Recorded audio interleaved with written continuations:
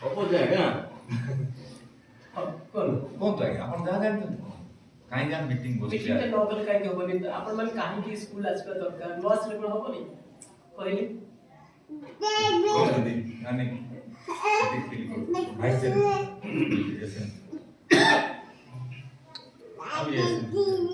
ହଉ ଭଲ ହେଲା ସବୁଠୁ ବଡ଼ କଥା ହେଲା ସବୁଠୁ ଗୁରୁ ଦାୟିତ୍ୱ ହେଉଛି ଆପଣମାନଙ୍କୁ ନାଇଁ ଆପଣମାନେ ପିଲାଙ୍କୁ ଏଠି କ'ଣ ପାଇଁ ଛାଡ଼ନ୍ତି ପାଠ ପଢ଼ିବା ପାଇଁ ପାଠ ପଢ଼ାଇଲେ ଆପଣ ଛୋଟବେଳେ ଜାଣିଥିବେ ଆମେ ଯେତେବେଳେ ପିଲାକୁ ବୁଲାଉଛୁ ତାକୁ କାନ୍ଧରେ ବସୁ ପିଲାକୁ ଆପଣମାନେ କାନ୍ଧରେ ବସାନ୍ତି ନା ନାହିଁ ତାର ଉଦ୍ଦେଶ୍ୟ କ'ଣ ଜାଣିଛନ୍ତି ଆମେ ଯୋଉଠି ଅଛୁ ନା ଆମ ପୁଅ ଆଉ ବି ଉପରେ ରହୁ ଆମ କାମଟା ବି ସେ ହେବା ଦରକାର ଆମେ ଭାବୁଛେ କ'ଣ କ'ଣ ଏବେ ଭାବୁଛେ ଯେ ଆମ ପିଲାମାନଙ୍କୁ ଆମେ ପାଠ ପଢ଼ିବାକୁ ଛାଡ଼ିଦେଲୁ ଆମ ଦାୟିତ୍ୱ ସରିଲା ଆଉ ଆମେ କିଛି ଜାଣିବୁ ଆଉ ଆମେ ଯଦି କ'ଣ କହୁଛୁ ନାଇଁ ଆଜ୍ଞା ଆମେ ତ ପାଠଶାଠ ପଢ଼ୁନୁ ଆମେ କାଇଟା କରିବୁ ନାଇଁ କି କାଇଟା କରିବୁ ସେ ତ ପାଠ ପଢ଼ିଲା ଅଛି ଆମେ ପାଠ ଜାଣିବୁ ଆଉ କାଇଟା କରିବୁ ସେମିତି କଲେ ହବନି ପାଠ ସିନା କିନ୍ତୁ ତା ପାଇଁ କାମ କିଛି କରୁନି କିଏ କହୁଛେ କ'ଣ ପିଲା ଆମେ ଆଟଲିଷ୍ଟ ଗୋଟେ ଘଣ୍ଟାର ସମୟ ଦେଉଛେ କି ଦଉନି ଆମେ ଖାଲି ଯାହା ଟିକେ କହିଲେ ଆଜ୍ଞା ପିଲାଙ୍କୁ ପଠାଉଛୁ ସ୍କୁଲ ପଠାଉଛୁ ମାଷ୍ଟର ପଠାଇଛୁ ମାଷ୍ଟର ପଠାଇଛୁ ଠିକ୍ ଅଛି 10ଟା 4ଟା ତାପରେ ଆମର ଦାୟିତ୍ୱ ସରିଗଲା ଶୁଣନ୍ତୁ ମୁଁ ଆପଣମାନଙ୍କୁ ଆଜି ମିଟିଂରେ ବହୁତ ଜିନିଷ ଅଛି ଆପଣମାନଙ୍କୁ ଖାଲି ଗୋଟେ ଛୋଟିଆ ରିକ୍ୱେଷ୍ଟ କରିବି ଶୁଣନ୍ତୁ ଆମ ସମୟ ସରିଲା ଆମେ ପିଲା ପାଇଁ ଚିନ୍ତିତ ଆମେ ପିଲା ପାଇଁ କରିବାକୁ ଯାଉଛେ କାହିଁକି ଆମ ପାଇଁ ଏସବୁ କରୁନି ଆମେ ପିଲା ପାଇଁ ଆପଣମାନେ ଆଜି ଏଠି ବସୁଛନ୍ତି ଆପଣଙ୍କ ପିଲାମାନଙ୍କ ପାଇଁ ବସୁଛନ୍ତି ପିଲାମାନଙ୍କ ଭଲ ପାଇଁ ବସୁଛନ୍ତି କେମିତି ମୁଁ ସବୁବେଳେ ସ୍କୁଲ ଯିବି ମୋ ପୁଅ କେମିତି ପଢ଼ୁଛି ମୋ ଝିଅ କେମିତି ପଢ଼ୁଛି କେମିତି ପଢ଼ିବ ଏଠୁ ଭଲ ମାର୍କ ରଖିବ ଏଠୁ ଗୋଟେ ଭଲ ପଢ଼ିକି ହାଇସ୍କୁଲରେ ପଢ଼ିବ ତାପରେ କଲେଜରେ ପଢ଼ିବ ତାପରେ କେମିତି ଚାକିରି କରିବ ସମସ୍ତଙ୍କର ସ୍ୱପ୍ନ ଏଇଟା ବାସ୍ତବ ଏଇଟା କି କିଏ ଏ ସ୍ୱପ୍ନ ବାହାରେ ଅଛି କି ଆପଣ କୁହନ୍ତୁ ଆମେ ପିଲାକୁ କ'ଣ ପାଇଁ ଛାଡ଼ୁଛେ ଆମେ ଯେଉଁ ବିଲକୁ ଯାଉଛେ ଗୋଟେ ନିର୍ଦ୍ଦିଷ୍ଟ ଲକ୍ଷ୍ୟ ରଖିକି ଯାଉଛେ ଆଜି ଏତିକି ଜାଗା ହଳ କରିବାର ଅଛି ଏତିକି ଜାଗା ଆଜି ରହିବାର ଅଛି ହଁ ନା ନାଇଁ ସେତିକି ଗୋଟେ ଲକ୍ଷ୍ୟ ରଖୁଛେ ନା ନାଇଁ ସେ ଯେଉଁ ଗୋଟେ ବଡ଼ ଲକ୍ଷ୍ୟଟା ରଖୁଛେ ତାପରେ ଆମେ କିଛି କାମ କରିବା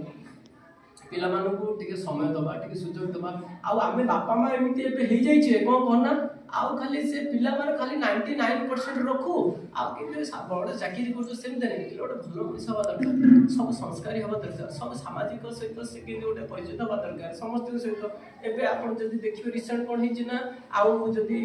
ତା ଜେଜ ଅଜା ସହିତ ପିଲାମାନେ ମିଶୁନାହାନ୍ତି କାହିଁକି ନା ସମୟ ବସିଯିବ ବାପା କହୁଛି ତା ମା କହୁଛି ତୁ ସେଠି ବସିଲେ କ'ଣ ଲାଭ ହବ ତୋର ସେଠି ଅଧଘଣ୍ଟା ବସିବୁ ଘଣ୍ଟାଟେ ବସିବୁ କ'ଣ ଲାଭ ହବ ଯା ପାଠ ପଢ଼ ଟିକେ ଯଦି କ'ଣ 4ଟା ବେଳେ ଯାଇଥିବ ନାହିଁ ତ ବସି ପାଠ ପଢ଼ ଆରେ ପାଠଟା ପଢ଼ିବା ଦରକାର କିନ୍ତୁ ସବୁବେଳେ ଯେ ଖାଲି ପାଠ ପଢ଼ିଲେ ଏମିତି ହବ ନାହିଁ ମୁଁ ବି ସେ ଥରରେ ନାହିଁ ବୁଝିଲା ତ ଆମେ ମାନେ ଆମ ପିଲାମାନେ ଆମେ କ'ଣ କରିବା ସବୁବେଳେ ହେଲା ସବୁବେଳେ ଆମେ ଚିନ୍ତା କରି ଆମ ପିଲାଙ୍କୁ ପଢ଼ୁଛେ ସାର୍ମାନେ ପଢ଼ୁଛନ୍ତି ନା ନାହିଁ ସାର୍ମାନେ ତ ବହୁତ ବଢ଼ିଆ ଏଠି ଅଛନ୍ତି ଆଉ କ'ଣ ପଢ଼ା ହେଉଛି ଆଟଲିଷ୍ଟ ଆମ ପାଖରେ ଯେତିକି ଅଛି ଆମେ ଘରକୁ ଗଲା ପରେ ଆମେ ପଚାରି ପାରିବା ନା ନାହିଁ ଆଜି କ'ଣ ପଢ଼ା ହେଲା ନା ନାହିଁ ପଚାରି ପାରିବା ନା ନାହିଁ ଆଜି ପୁଅ ଆଜି ଝିଅ କ'ଣ ପଢ଼ା ହେଲା କୋଉ ସାର୍ ଆସିଥିଲେ କେମିତି ପଢ଼ା ହେଲା କ'ଣ ହେଲା ଏତିକି ତ ପଢ଼ିବା ଆଉ ଆପଣ ତା ପାଖରେ ବସିଲେ ତା ଡର ଗୋଟେ ରହିବ ଆପଣ କ'ଣ ଏମିତି କରୁଛନ୍ତି ଯେ ତା ଡର ରହୁନି ସେ ଜାଣୁଛି ଯେ ପୁଅ ଜାଣୁଛି ବାପା ମୋର କିଛି ଜାଣିନି ଯଦି ଦୁଇ ପଦ ଇଂଲିଶରେ କ'ଣ କହିଲା ଇ ଯା ମା କହିଦେଲା ଆପଣ ହଁ ମୁଁ ଠିକ୍ କହୁଛି କାହିଁକି କହୁଛି ସେ ଜାଣିବ ବାପା ବୋଉ କିଛି ଜାଣିନାହାନ୍ତି ସେ ଭାବ ଭଲ ନାହିଁ କିନ୍ତୁ ସେମିତି ଭାବିବନି କେବେ ଆପଣ ଯଦି ସେଇଭଳିଆ ତାକୁ ରଖିବେ ସେଇଭଳିଆ ତାକୁ ଗୋଟେ ଇଏ ଗାଇଡ଼ କରିବେ ସେ ସେମିତି ହବ ନାହିଁ ହଉ ଛାଡ଼ ସେ କଥା କହୁନି ସବୁବେଳେ ଆପଣମାନେ ଧ୍ୟାନ ଦିଅନ୍ତୁ ଆପଣ କେଉଁ ଜୀବନରେ ଇନ୍ ଟାଇମ୍ରେ କିନ୍ତୁ ସ୍କୁଲ ଆସନ୍ତୁ ବୁଝିଲା ଇନ୍ ଟାଇମ୍ରେ ସ୍କୁଲ ଆସିବେ ପାଠଶାଠ କେମିତି ପଢ଼ିବେ ଭଲ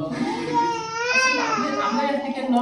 ଟିକେ କେୟାର ନ ନେଲେ ହବନି ନାଇଁକି ଧାନର କେୟାରଟା ଆମେ ଯଦି ନ ନେବା ନା ସେ ଓଲଟା ପଲଟା ହେଇଯିବ ନାଇଁକି ଆମେ ସବୁବେଳେ ଠିକ୍ ଟାଇମ୍ରେ ଠିକ୍ କାମ କରୁଛୁ ନା ନାଇଁ ଆମେ ଯାଇକି ଧାନ ଅମଳ